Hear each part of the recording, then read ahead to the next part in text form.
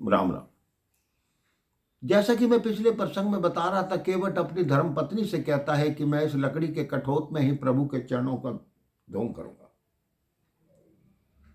अब धर्म पत्नी के साथ केवट वो पात्र लेकर गंगा के तट पर आता है।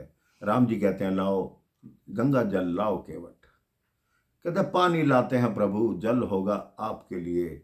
अगर ये जल गंगा जल हमारे लिए गंगा जल होता तो हम हमारे कई पितृ यहाँ पे चले गए, उनका उद्धार ना हो गया होता। अब केवट उस कठोत में जल रख लाता है। मेरे भाई बहन,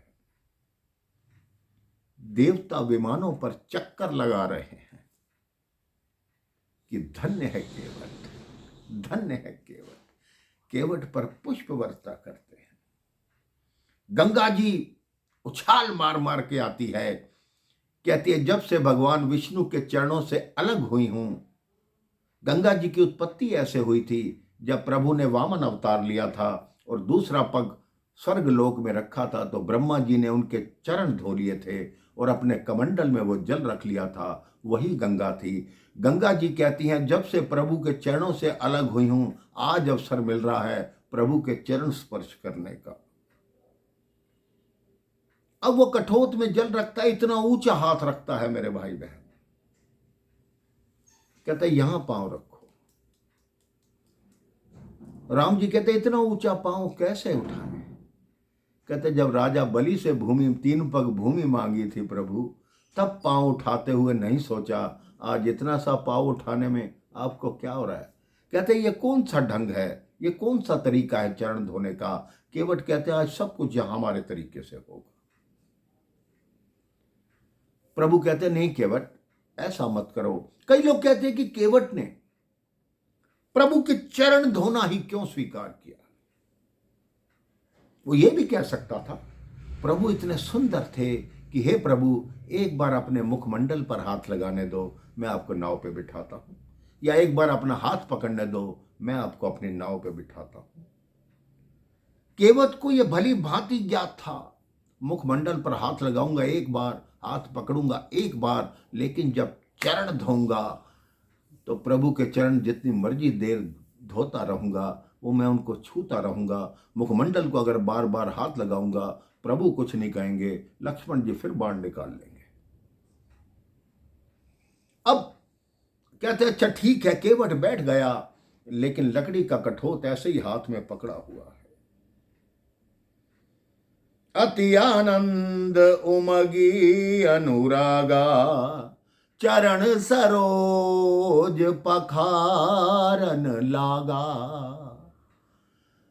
केवट का हाथ इतना ऊंचा है, प्रभु ने उसमें चरण रखा हुआ है। केवट हिलता है, प्रभु का चरण हिलता है। इतना अनुराग में खो गया और मन ही मन सोचने लगा कि मैंने प्रभु को छू लिया। अगर एक बार प्रभु मुझे छू ले तो मेरा मन प्रसन्न हो जाए, मेरा जीवन धन्य हो जाए। इन्हीं सोच में उसका हाथ हिलने लगा, प्रभु का पांव हिलने लगा, प्रभु स्वयं हिलने लगे। क्या कहते हैं, केवट क्या कर रहे हो? तुम्हारा हाथ हिलता है तो मैं हिलता हूं, मैं गिर ना जाऊं। केवट कहता है, आपको गिरने का डर है तो अपने दोनों हाथ मेरे शीश पर रख लीजिए और मेरे को पकड़ कर खड़े हो जाइए। लक्ष्मण जी कहते हैं, हाँ भैया, इसके शीश पर हाथ रख दो ताकि इसकी बुद्धि थोड़ी ठीक हो जाए। केवट कहता है, मेरी बुद्धि बहुत ठीक है भैया, लेकिन प्रभु के हाथ रखने से बहुत तीव्र हो जाएगी। अब राम जी अपने दोनों हाथ केवट के सिर पर रखते हैं। देवता फिर पुष्प वर्षा करते हैं। कहते हैं, प्रभु के जो हाथ हैं वो किसी के ऐसे शीश पर नहीं आते। ले देखो, एक छोटी जाति का भील और प्रभु इसके शीश पर दोनों हाथ रखकर खड़े हैं। लोग केवट से ईर्ष्या करने लगते हैं, देवता भी जलने लगते हैं। लेकिन ये भक्ति है मेरे भाई बहन। भक्ति के आगे तो भगवान को भी नतमस्तक होना पड़ता है। अब चरण धोए गए, प्रभु ने भी उसको छू लिया, केवट ने भी प्रभु के चरण धो लिए। अब वो जो उसका चरणामृत था वो ग्रहण करने लगा, अपनी पत्नी को दिया, अपने सहायकों को दिया। सीता जी कहती हैं, हे लक्ष्मण भैया, पंक्ति में आ जाओ, आज पुजारी ऐसा है, प्रभु के चरणों का चरणामत तो ले लें। वो पंक्ति में लगते हैं, सबको चरणामत बांटता है। राम जी कहते हैं, अब बताओ केवट, अब नौका में बैठे। केवट कहता है, पंक्ति में आओ मेरे प्रभु। राम जी कहते हैं, हम रघुवंशी हैं, अनुशासन प्रिय हैं, हम पंक्ति में हैं। मैं हूं, मेरे पीछे जानकी है, जानकी के पीछे लक्ष्मण है, निषाद राज है। कहते हैं, आपको अपने आगे की पंक्ति दिखाई नहीं दे रही प्रभु? तो कौन सी ऐसी पंक्ति थी जो केवट प्रभु को बताना चाहता था? ये मैं आपको अगले प्रसंग में बताऊंगा। राम राम, जय श्री राम।